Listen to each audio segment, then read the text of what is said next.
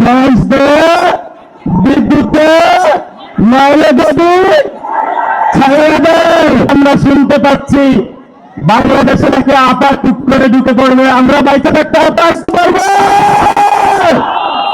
বাংলাদেশের বড় বড় গ্যাস দিতে হবে, বিদ্যুৎ দিতে হবে, তাহলে তারেক রহমান যদি না দিতে পারে অনুক্ষমতায় থাকতে পারবেন না।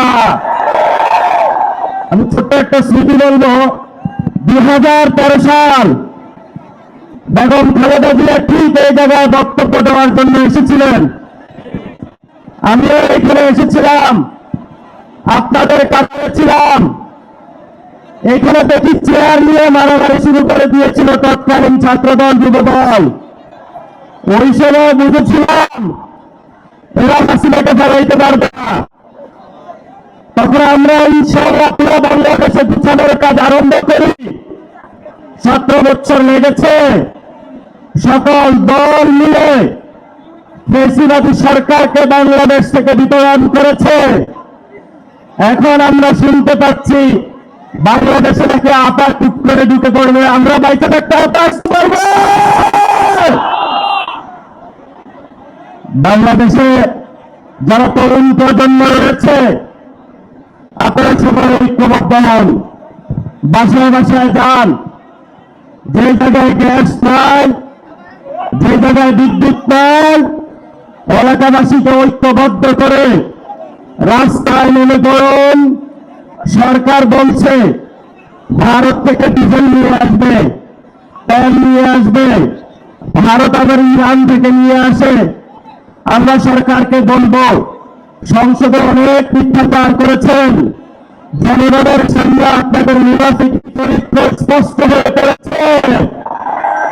এখন হলো যদি আমাদের কান দেওয়ার সুযোগ এসেছে, আমরা স্পষ্ট জানিয়ে দিতে চাই, গ্যাস দে, বিদ্যুৎ দে, নইলে যদি ছাড়া দেয়।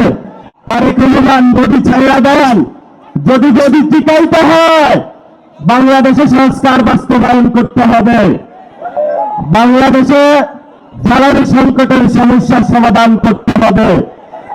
বাংলাদেশে ভারতের বিরুদ্ধে দাঁড়িয়ে চোখে চোখ রেখে বলতে হবে, মোদী যেমন প্রধানমন্ত্রী, আমরা বাংলাদেশের তারেক রহমান প্রধানমন্ত্রী। বাংলাদেশের আজাদী নিয়ে কোন ছিনিমিনি খেলা চলবে না।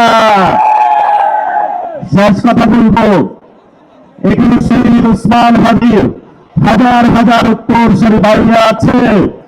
শহীদ ওসমান হাদির হত্যাকাণ্ডের বিচার পর্যন্ত আমরা কি ছাড়ব?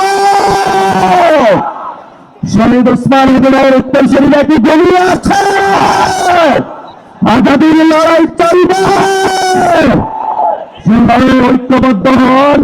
অতি সত্তর আমাদের বাংলাদেশে ঢাকা উত্তর সিটি কর্পোরেশন, ঢাকা দক্ষিণ সিটি কর্পোরেশনের মেয়র ঘোষণা হবে, অলরেডি ঘোষণা হয়েছে।